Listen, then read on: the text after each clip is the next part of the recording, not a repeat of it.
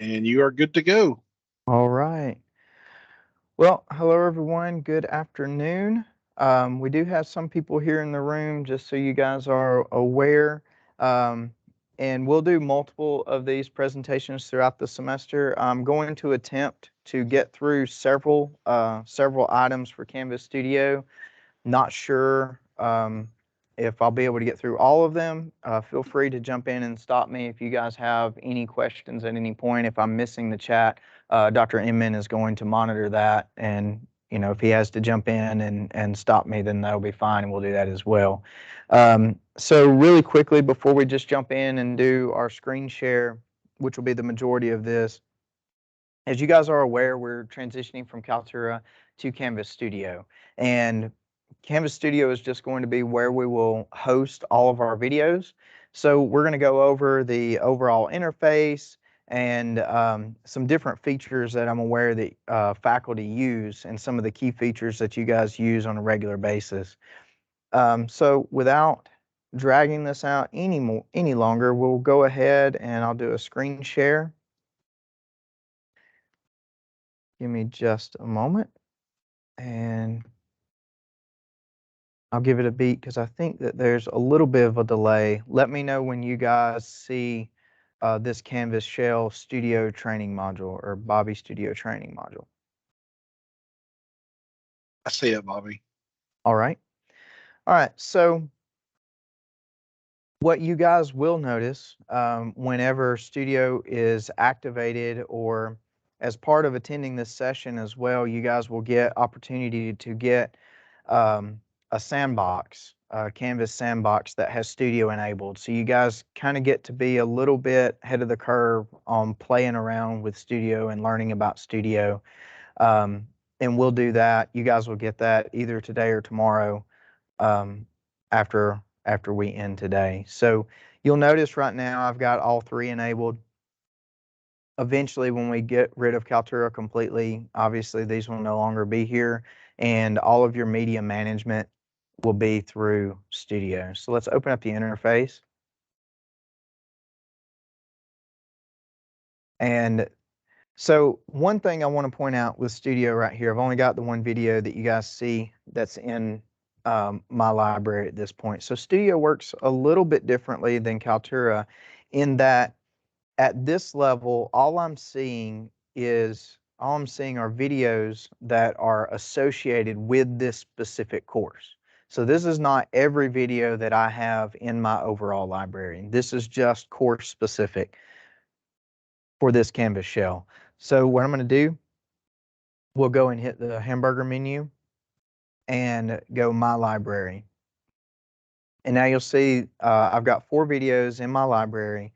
And think of your library as like your global level. So this is every video that I have, everything that I own. So this is kind of the overall interface of Canvas Studio. So far, it doesn't look too completely different than Kaltura. Um, where you'll start to see your differences is when you begin to ingest media. So you begin to record and upload media, and that's going to be the next thing that we're going to look at. Um, some of you guys are familiar with Screencast-O-Matic, and I was actually in a conversation with one of the people here in the room that uses it. So if you're familiar with Screencast-O-Matic, you've already got a leg up on Studio. It's built off the same architecture, so it's built off the same programming as Screencast-O-Matic. So if I wanted to record something, first thing I'll do is we'll just hit the record button. And we've got a couple options. We've got screen capture or webcam. If I only want to record me on the webcam or whatever source that I'm doing, I'll just choose that. If I want to record screen or I want to record both, then we go into screen capture. So this one gives us the most options. So for training purposes, we'll jump into screen capture. And I've already downloaded it. So the first time that you hit that, you'll be prompted to download a piece of software. I think if you're using a JSU device, I think it'll still be okay and download. If it's not, yeah, you'll get this download button. And the only reason that it's popping up for me is because I'm taking too long to hit Open Screen Recorder Launcher. So when I hit Open Screen Recorder Launcher, then you'll get to see the interface here. So it's still working on it. We'll just cancel back out of that one, and it should be launching the interface. Yep. All right. So for those of you familiar with Screencast-O-Matic, you should be right at home because this looks just like Screencast-O-Matic. For those of you that aren't, we'll go ahead and we'll go through these different options. So if we wanted to record the screen, we can do that. If you have multiple screens, which currently I only have one screen connected here, then if we had multiples, we can choose which screen we want to record. We can also move this selection box around. If I didn't want to do full screen and I wanted to just do a certain area, we can do that as well. We can click Hey, to choose our Bobby. webcam. Yes, Were you moving something around just then? I was. I was moving this selection box. Can you not see Okay. that? No, all we can see is the Canvas page, like my library and your videos. That is very interesting. I didn't know that because I'm duplicate display for my projector in here. So do you not see this interface at all? No, You don't see screen? Okay. All right. I we know what see I need to do then. we see your Canvas screen. All right. Let me do this way then. We're going to stop sharing for a moment because I was sharing to Canvas and I thought since it was still part of Canvas, we would see it, but we don't. So now you should see it. So let me know if we see this interface now whenever it comes up.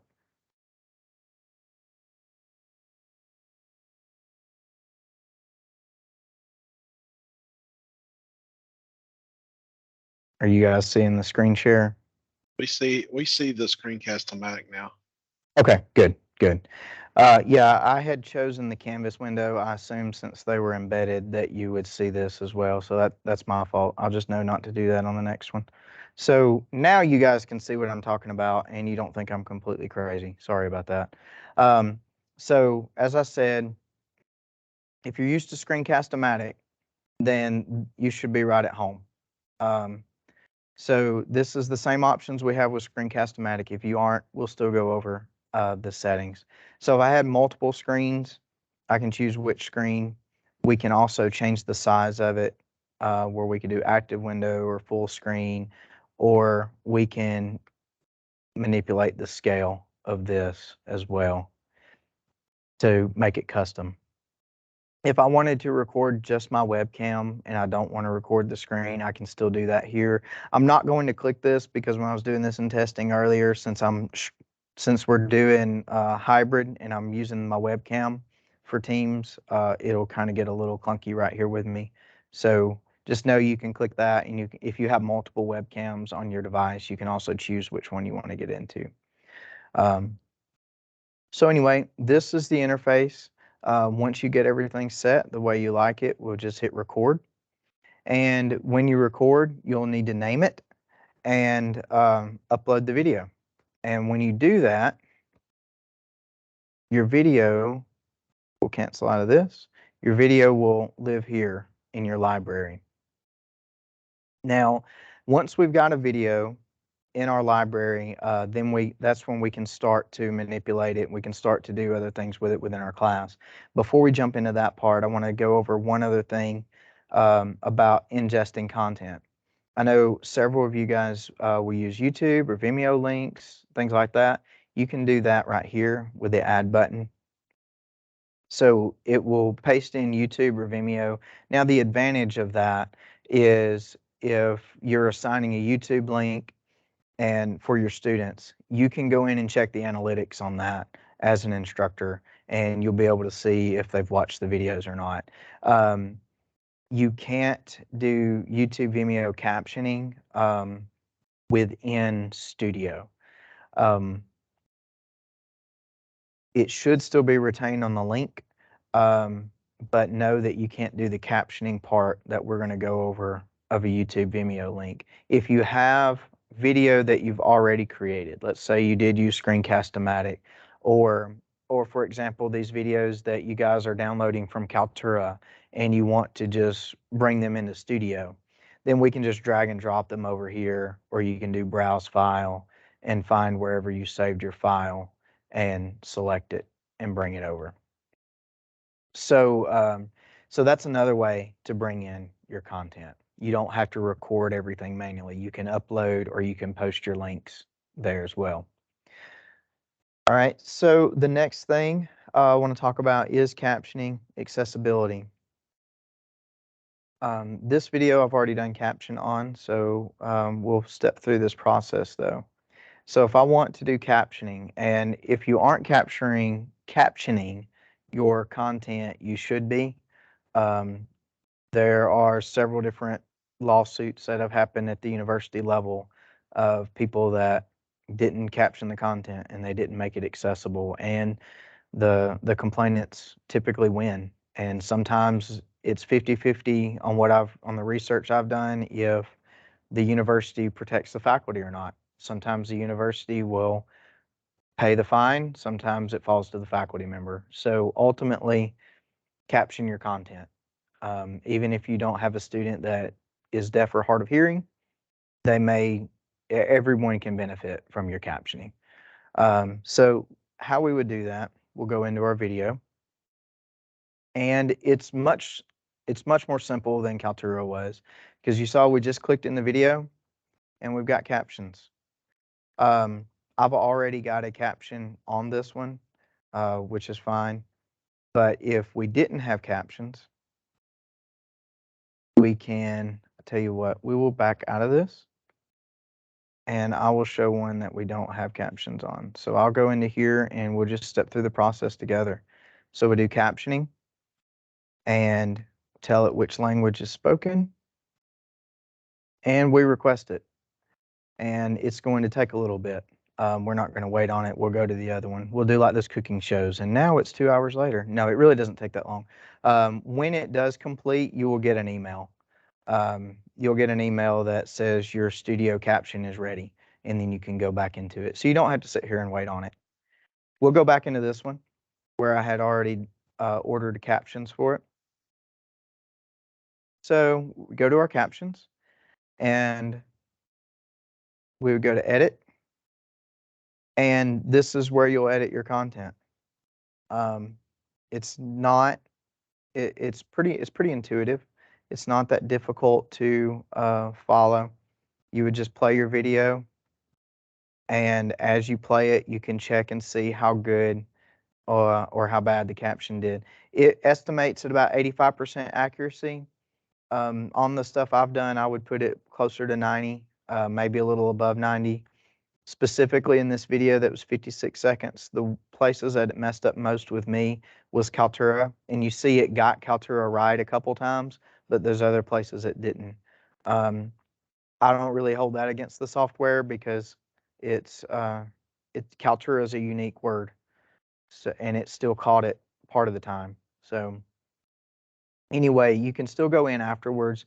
What you'll do is once you order caption file and you get the email, or if you wait on it, however you want, and it says your caption is available, you'll come here, and before your students or anyone else can see the captioning, you'll actually have to go through this, and there will be a button down here that says save and publish.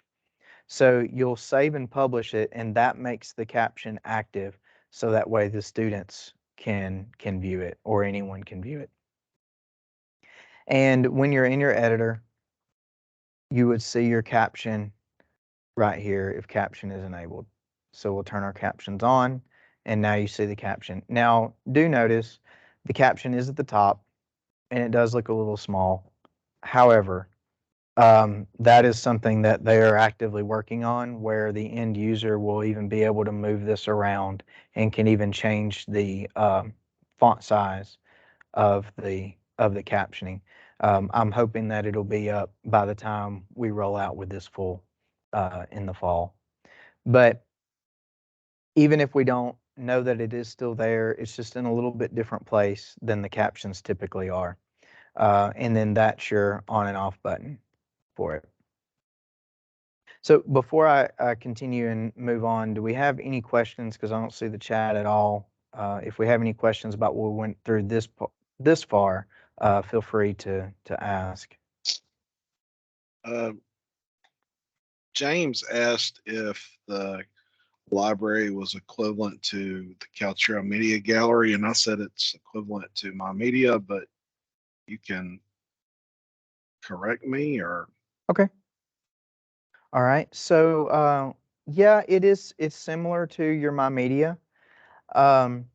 With the media gallery in Kaltura, that's more of like the content that's published. Your My Media is everything that you own.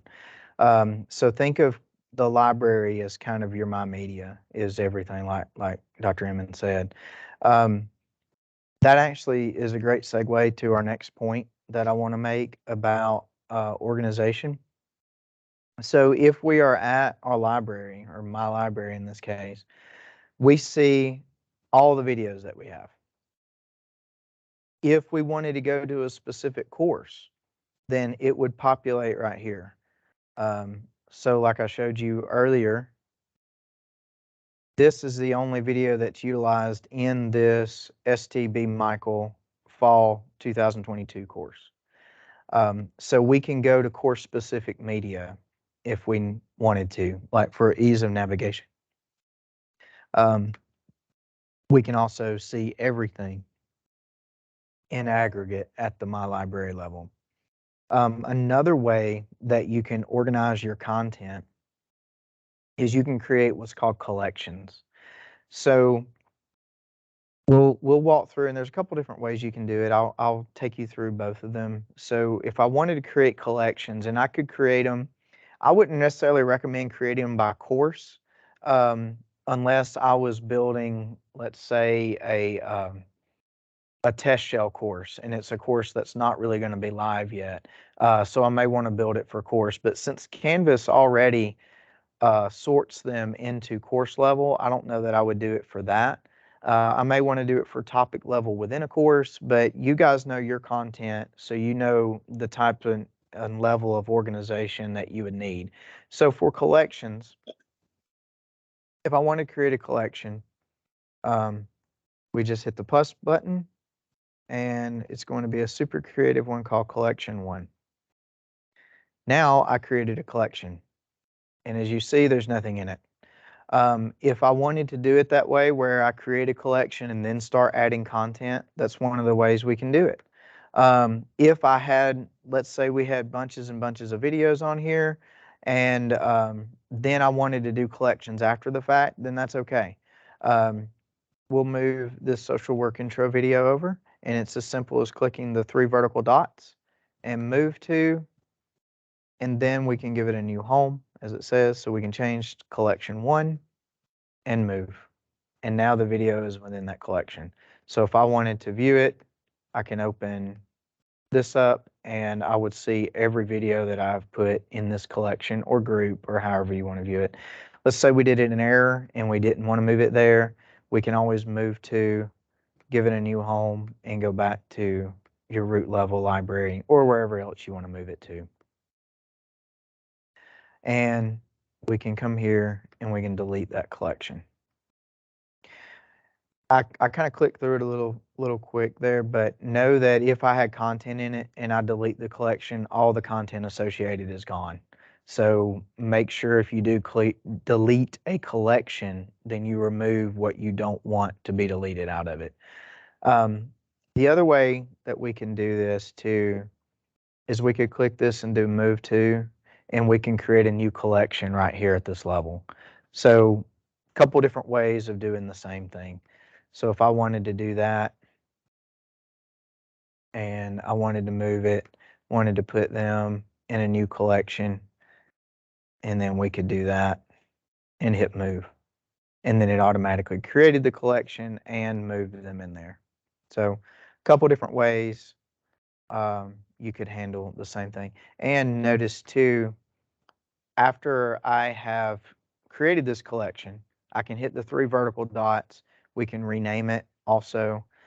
We can also share it. So if you are working with other faculty members then you can share this collection with them and create like a collaborative group collection for different types of media that you're working with, videos usually, but you can ingest audio in here as well.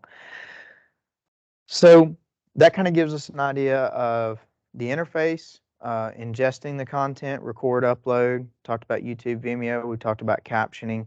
We're up to organization now. Now, one of the things I know that many faculty members use is video quizzes. So I wanted to hit that. And if you'll notice, this video right here already has a video quiz associated with it. That's what the little rocket ship. I'm assuming that's a rocket ship. That's what it looks like to me. So that's what this little rocket ship icon indicates, is that this video has a video quiz associated with it. And when we click the three dots, we can see it only has one quiz associated. So this is a really cool feature. Did somebody have something? Yeah. Okay, go ahead. Sorry. There's two questions. Okay. The way I've got it, I can't see the chat, so sorry about that. No, it's okay. Before you go further, Sure. so the first question from Julie is about Kaltura captions. Will any of the captions made in Kaltura transfer? Okay. So that's one question. And then Carrie is asking about the font size. When you were talking about the font size of the captions earlier, she's asking, can the font size still increase with a keyboard command, or will it just increase the video size? Okay. So the first question on Kaltura, if you go into your Kaltura videos and you download the SRT file, which is your caption file, I believe it's the SRT is what Kaltura uses. It may be SCC, but whatever the file format is that Kaltura uses, if you download that transcript file, then yeah, let's just step back through that real quick. So let me go back into this one and let's go caption. We can actually upload a caption file. I'm not seeing English, but you can upload a caption file. It probably don't see it because we've already got an English one over here. But yeah, you can upload an SRT file into it, and that would be whatever you pull from Kaltura. And then on the other question, I believe that's just going to increase the size of your video overall. Like I said, that's something that's been on their roadmap as far as the caption view. So I believe that's be something that they'll be pushing out hopefully fairly soon. In either case, it is still meets accessibility standards, even if it's not ideal in all cases. But yeah, if you push in, then I think that's going to scale up the whole video overall. Did that answer everybody, or do I need to clarify anything else? They are typing. Okay. Yeah, okay. They both say yes. Okay, good deal. All right. So the next thing we want to look at then is our video quizzes. And since I've already got this one created as a video quiz, let me back up before I jump into that. You can actually take a single piece of media and create multiple quizzes for it. So let's say, you teach 2 different courses, and maybe the content is similar, but the second course is a little bit more detailed, a little more in depth, but you could really use the same video for both. You can actually create 2 different quizzes for them. Instead of having to upload the media twice and have your media in there in multiple places, it would just be one piece of media. In this case, like I've got this VLC test, and it would be just another quiz here in the drop down. So you've got that capability if you need. So we'll look at first on creating a video quiz. I'll go back into this this video here. Second. Before I jump to that part, you can only create a video quiz from the My Library level. When I click these 3 vertical buttons, you notice the Create Quiz comes up at the top. Let me go back and just demonstrate what I'm talking about. So if I'm at the course level, I can't create a quiz from here. Now, that doesn't mean I can't utilize the quiz in whatever course I want. You just don't have access to the quiz creation tool at the course level. You would do this from the My Library level. So if I wanted to create a video quiz out of this video, we'll hit the 3 vertical buttons and create quiz.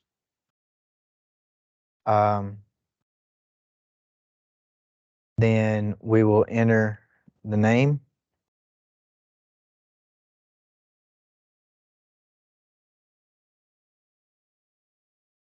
And we can give it a description.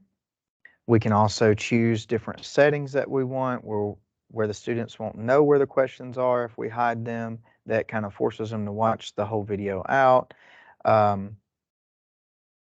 You can also create annotations, or you may have a video that already has annotations on it, and you can turn them on or off. You know, you might want to use that as hints or something like that.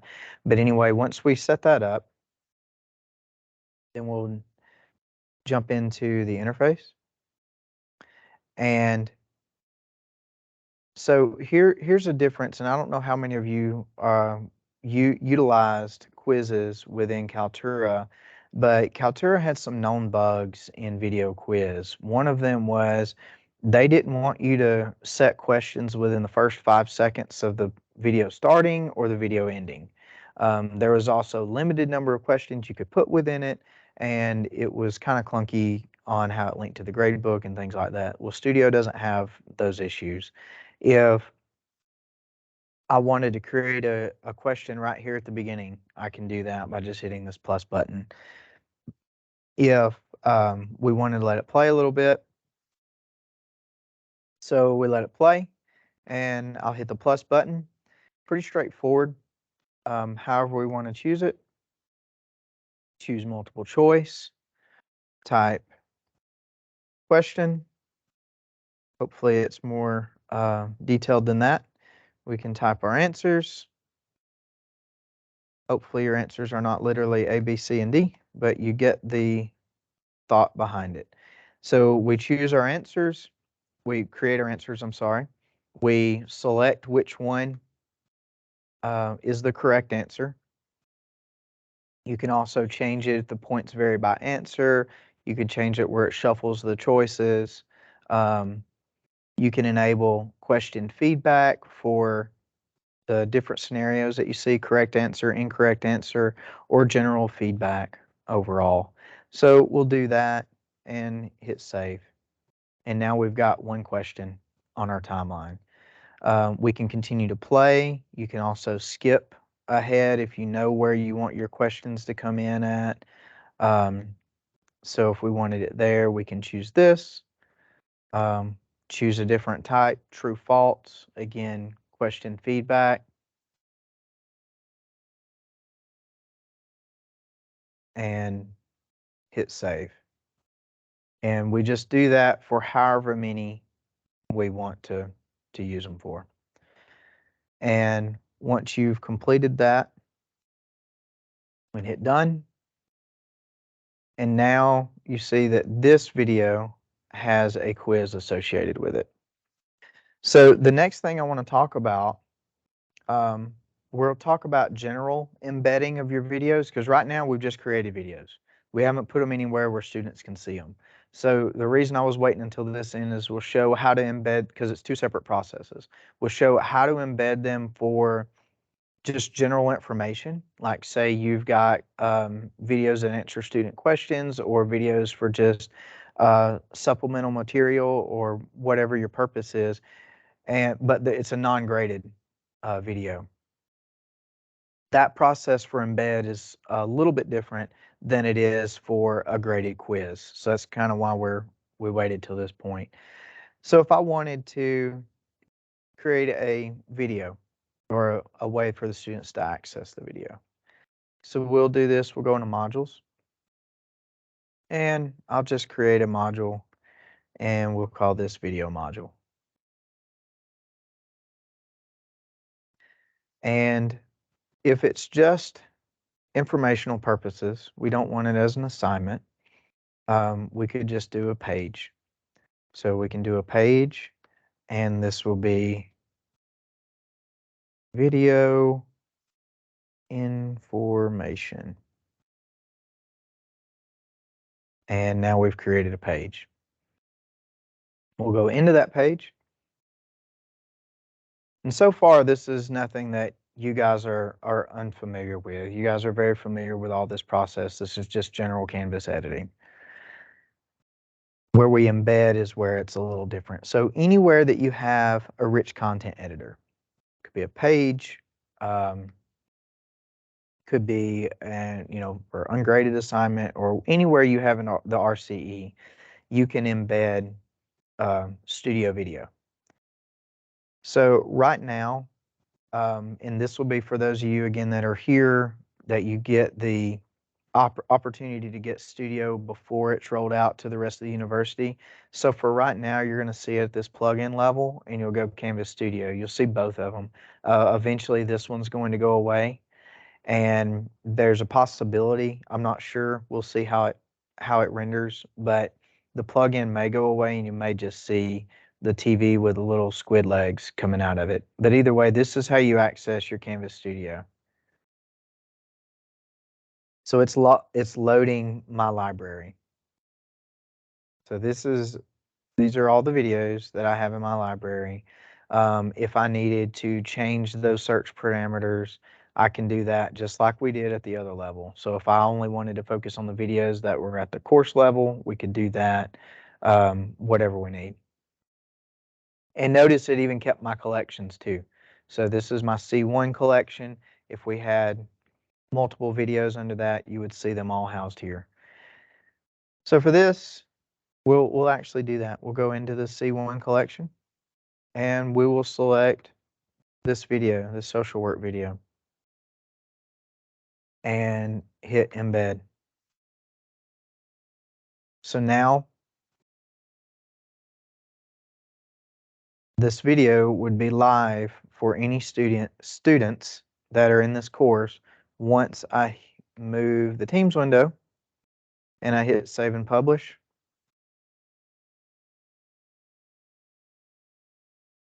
And if I go back to my modules level, make sure my module is published. But again, this is Canvas stuff. You guys are familiar with this part. And now students can access this video on this page. And notice students have the capability of leaving comments. You can disable comments if you want, but students have the ability to leave comments. This is more for your part here. You get your insights, your analytics, things like that.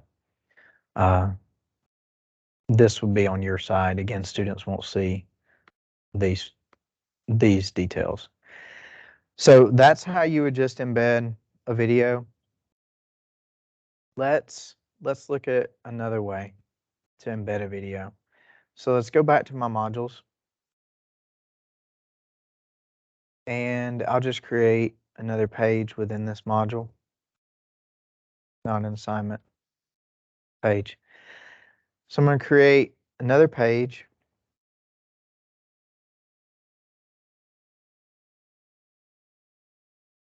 and the reason I'm doing this is because I wanted to show you guys a difference in a video with a quiz that has been created from it. So again, we're in our rich content editor, and I'm going to embed a Canvas Studio video. This time though, I want to embed this one that we just made a quiz out of, but I don't want to make this graded. I'm not really, I don't even want the quiz. I created the quiz, but maybe I'm not using it right here. And the reason I'm showing you this is because it shows up as a different option. So we're going to select the video, and I can do a standard embed that is just the video. So it's the video, it's that caption file we showed you, it's the comments, all those other things. Or we can do the video quiz embed. Now, I wouldn't recommend doing this part right here because if we do it at this level, it's going to be ungraded, and I'll show that to you, the difference in that in just a minute. So we'll just do a standard embed. So we can hit embed, and now it's going to be the same as that social work video was that that we had. So students have the ability to watch it once we publish and do all those things, so they could watch it, play through it, things like that. Any questions at this point before I jump in on the video quiz side and how to make it gradable? Yes. Okay. Carrie had another question about the quiz. Does the score from the Canvas Studio quiz load straight into the Canvas gradebook? Perfect segue. Is that the only question that we have? Right now it is. Okay. And the reason I asked is because that's actually the next thing that I'm going with it. So you're just slightly ahead of the curve, which is awesome. So yeah, it will link directly to the grade book if we follow these steps that I'm going to show you here. So what we've stepped through is two ways of just doing general information videos. We showed one that had a video quiz, but we didn't want to utilize the quiz side. We just wanted to utilize the media. So we're going to do another one. I've already got one created up here, but I'll step you guys through the process. So this is quiz module. And in this, we're going to do a video quiz. Now, we're not doing a quiz, which is kind of what you think because it's called a video quiz. For it to be gradable, it'll be assignment. Quiz is like what you make traditional quizzes, your regular Canvas quizzes. So we'll go assignment, and we're going to create a new assignment because I don't want to use this old one that I had done. I might need to name it. That's what it's telling me. All right, so we're going to be super creative, and this is going to be quiz 2. Now we go into quiz 2. And again, edit. And so far, this is nothing different than what you guys have done thus far. So now if I want to make a video quiz, though, that is directly linked to the gradebook, and this answers Carrie's question here, I'm not going to use this text field, this box for my rich content editor. So we're not going to use the plugin and that thing like we did for just general information. If we want a quiz that's going to be graded and linked to the gradebook, we're going to come down here and we'll give it a grade. Change our submission type to external tool.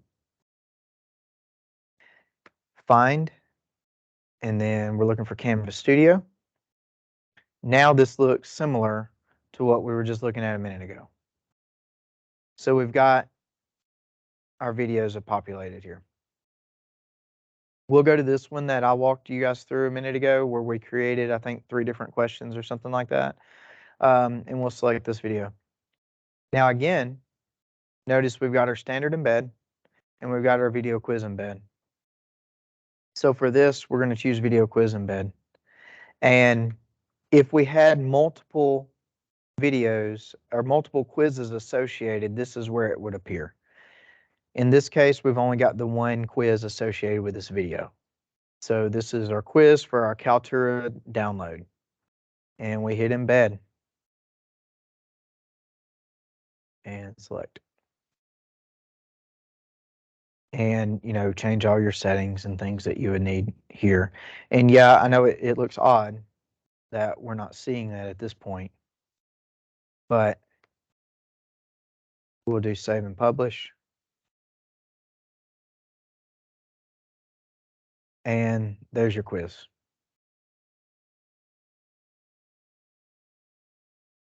And we see, yep, see it stopped me. It stopped before I could get to it.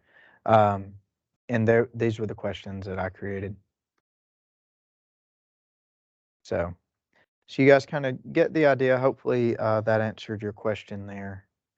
Do we have any other questions?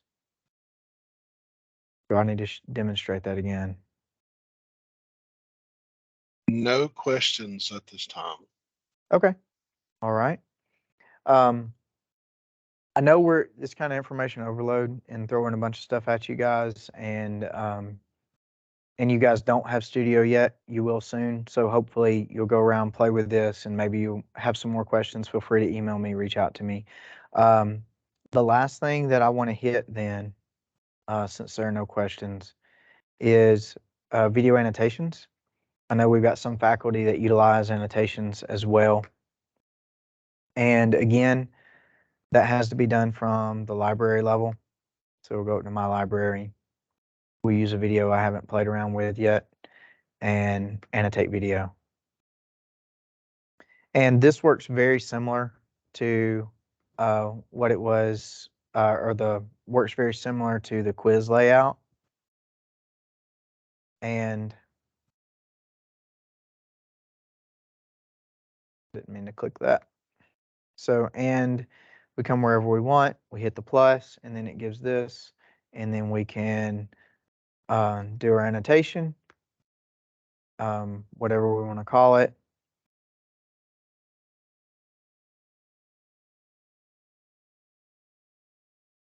And save. And now when the students watch this back, it makes sure that they're going to see it. Like it shows exactly the way we're seeing it right here, where it's kind of full screen and it's in your face and it stops the video. So it's not a little thought bubble or thing that comes up during it. It stops the video. You have to see, you see this and then you click through it and you continue to watch the video. So that gives you another way that you can edit, utilize the content, things like that. All right, so do we have any other questions? We've went about 45 minutes of information overload here. No questions right now. Okay. I'll go ahead and show you one other thing. And you guys probably already saw it when I was clicking through. So this does have an editor capability. My background is professional editing. It's not going to be high level editing like you would get in Premiere or something like that. But you do have the ability to edit your media. And I think this is actually available in one of the versions of Screencast-O-Matic as well. So you have the ability to cut and trim and edit your clip. Like, let's say, for example, that we recorded something and we wanted to get rid of the first part. Maybe you're working from home or something and your kid's yelling in the background and you had to tell them to shut up or something before, and you'd already started to record, and you don't want to redo your whole video. So you could come in and cut that and trim that part back out. So we would do this, create our cut tool, and then we can drag those sections out and get rid of that. And then you can confirm cut your video, or you can discard, maybe we didn't like our edit, and then go back. You can also trim your clip. So if we did that, we just wanted to do a head and tail trim, then we hit trim, and now I can cut into this section. Or, maybe I ran longer than I intended to, and I can cut out this side, and I can confirm my trim. So it's not super in depth. You're not going to be taking two pieces of content and editing them together. But you've got some simple cut paste trim tools that you can use and utilize at that. And if we needed to zoom in, we can zoom in to give us a tighter view of the timeline. That way now I can see where I need to cut more specifically than at this more zoomed out view. All right, so going to stop my screen share for a moment. Will I be able to import Camtasia videos? Any video that you have created, you can import through that add feature. So if you've got a video and we've done it in Camtasia, it's an MP4 file, it's an MOV file, AVI, whatever, you can do that through the add button that was next to the record in the display. That is an excellent question, and I have it, and you may have even been so observant to see that I have it bookmarked,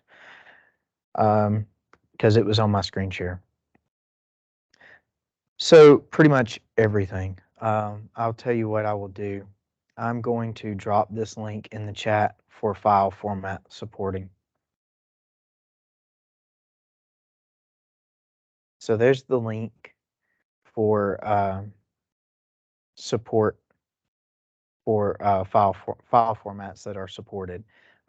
It's several of them. And as I said, you can also even import audio if you've just got an MP3, a wave recording, something like that. You can import that as well.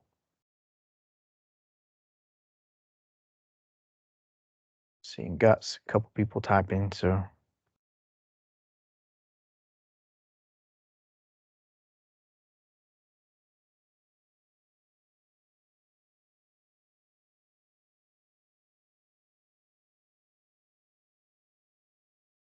And feel free, if anyone wants to unmute, feel free to just ask the question.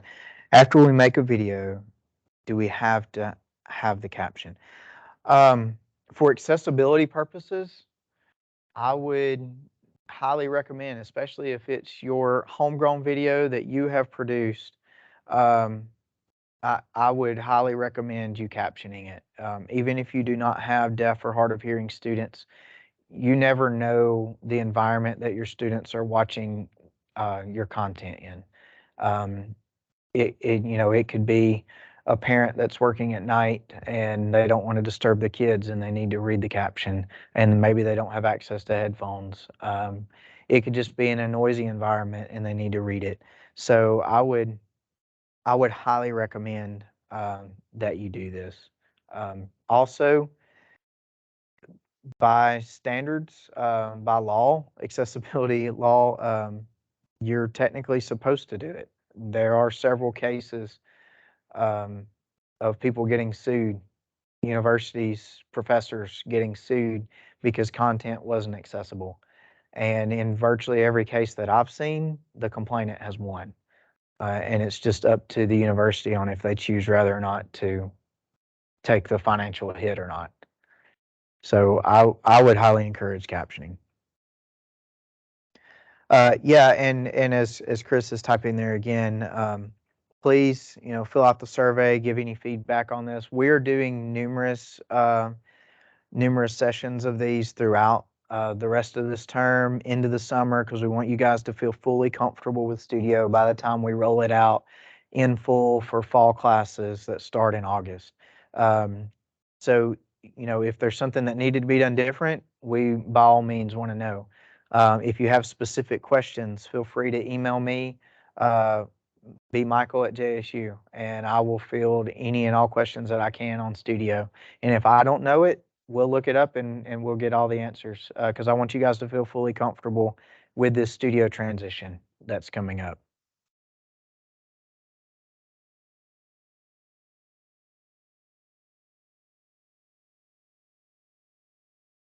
I see we got a couple typing. Yes, yeah. Go ahead.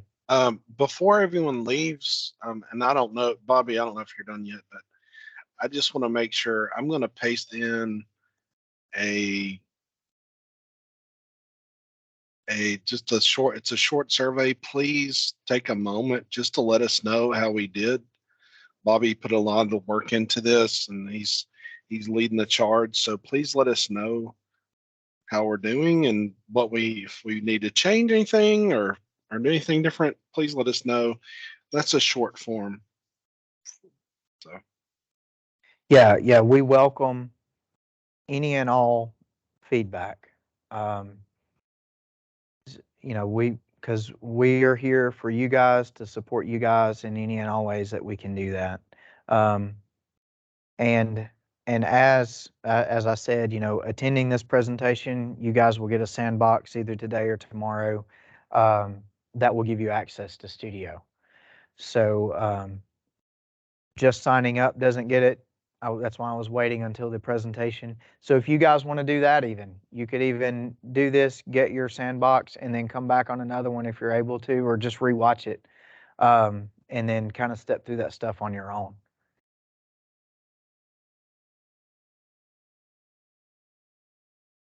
Awesome. Thank you, Laura. I appreciate the compliment. Yeah, and then it is being recorded, as Chris said. All right, that is all the information I had. I feel like it's kind of information overload anyway. So even if there was more I think I could give, I don't know how beneficial it would be at this point. But thank you guys so much. Thank you for taking the time to come and join us for this session. If you think of any other questions, feel free to reach out to me. Thank you guys.